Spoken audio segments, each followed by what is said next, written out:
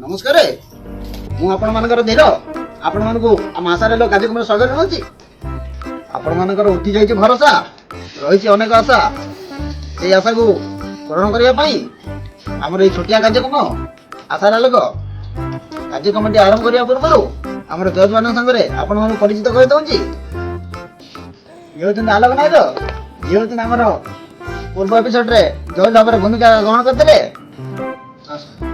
बही सतर्किया सामंत राय आम समाजसेवी बा पाक बस दासिया जेना पाक बस दासिया जेना आज विषय वस्तु दुई संबंधी मध्य फाट सृष्टि आज फाट को अठा दे जोड़िया आमर ये छुटिया प्रयास आधार लग अच्छा दासिया तुम कौन सर बाघरटा कोर्ट रे सारी देइछन्ती समाने घर को आस्ते रहिबा पाई किंतु मो समधि कहउछन्ती 5 लाख टका नेले से मो जियो को तांकर बहु रूपे स्वीकार कर 5 लाख टका देले बहु को स्वीकार करिवे नहले करिवेनी ना कोन को तो कासी बाबू हां सर परे पाळी किनी बळत पहिले दिने छडा ओए काठी बड करथिली दबा पडिबो अच्छा धीरे सर हां सर एमानक कथा सुनी की कोते कविता कहिबा हां कोंतु यदि समधि डाकी हो समधि के पाइब ना एबळे समधि हाथ छडा करछ केही पिठरे पडिबे ना आता जाऊ आगे सर मो जियो कोन सागो को भल पाउ आगे सर काको को जियो को आगे सर आ भल पाउ मतलब कि नहीं पड़े एति दिन भाबी कर ना आ टिके रहतो आ कासिया बाबू आंको पिलांग जीवन को नष्ट करछन मते खराब भाबंतु मु एतरा किछि कोइ करे खराब भाबिले भाबु अच्छा कासिया बाबू आपण बहु तने दासिया बाबू जियो आपण केमि लागंती भल लागे भल काम करे घर पोछा करे संसारी जो अरे असुविधाटा कोठी रहिला असुविधा रही लागे से मोबाइल टिकटक कला ये से कथा हला लोक माने आसी की हम से कमेडी मारबो एकर बुझावना ठीक ठाक अछि टिके कोठी छुटिया मनांतर पई कथाटी पुलिया हटिया है निश्चित तापर जणा पड़िया सिए ताकर ये रहउची किछि आ पैसा तो छाडी नै टका 5 लाख मागु ए गाड़ी ना दी बुझलो कासे आबू कैश के बहुत सांगति गबो आ जो तो कथा गलानी कोन तार आगे मो कथाटी सुनो हम कोन ना कोन आ नुआ बो आसु टिकट हो कर लोक माने कोन कोई कोन कहबे आ टिकट तो बे चाली जे सब तो करते देउ जे सब कहि दे रे तुम एमति काई नि दउ सर सर आप मो कथा ठी सुन हां हां ता माने समधि कहउछन्ती जे मो जियो ता माने खराब बराबर ए आपण कहतले आपण जियो भलो आपण तो बहुत बहुत ये सब डबल आपण बहुत पचरन सर पचरन तो कहउछन्ती कौन कौन कासे कोन आपण कोन दाबी 5 लाख टका नै मु अने थोड़े बुझे से बुझु रे ए 2 दिन तळे मुटा बुझे थिनी से नो पर चलु गारा मो देखि चली पर आशा मुकासे आउ ओ दी जण ना तो बढिया मैच करू आ तो जीवन पर जगह बढिया लागु तो 5 लाख टका नै कि से मोरा दुश्मन सृष्टि करतो ता कोन सर ठीक कथा देखो बार तो केबे डर उठै दै चंदी जो तो कोर्सा बस आपण केमि काम मागु चंदी आपण केस हो जानछती तो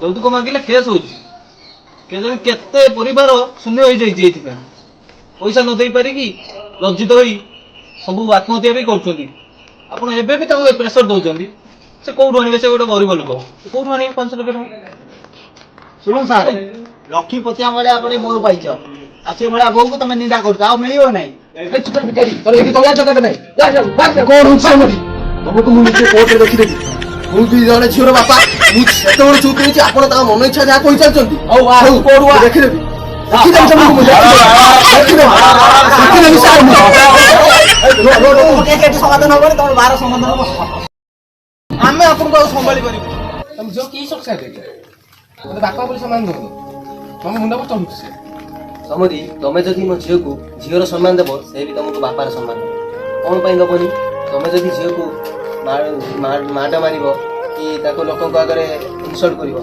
से भी तुमको सेवा करियो ना अनेक तुम दा बुझे से बुझु सेठी कासे बाबू तुम भूल कलो जदि से तुमको किछि खराब व्यवहार करूची तमे बापा बोली भाबी ताको भूली जाओ कि क्षमा कर दियो ଆଉ ତମେ ଏମିତି ରାଗିନ ଏ ବର୍ଷର ଆଉ ତମକୁ କିଏ ଆସି ତମ ପାଖରେ ରହିବ? ଗୋଟେ ପୁଅଟି ଦେଖ ଯାଇଛି ତା ଧର ଏମିତି କହିବାର କଣ ଅଛି? ଏ କଣ କରୁଛୁ ସାର୍? ଆପଣ ପୁଣି ଭୁଲ ଶୁଣନ୍ତୁ କାଶୀ ବାବୁ, କାଶୀ ବାବୁ ଯଦି ଆପଣଙ୍କ ନାଁରେ କେସ୍ଟି ଦେବେ ସବୁ ଅନର୍ଥ ହେଇଯିବ। ଆପଣ ଯିବେ ମାମୁଁ ଘରକୁ, ବି ଆପଣଙ୍କ ପରିବାର ସବୁ ଯିବେ।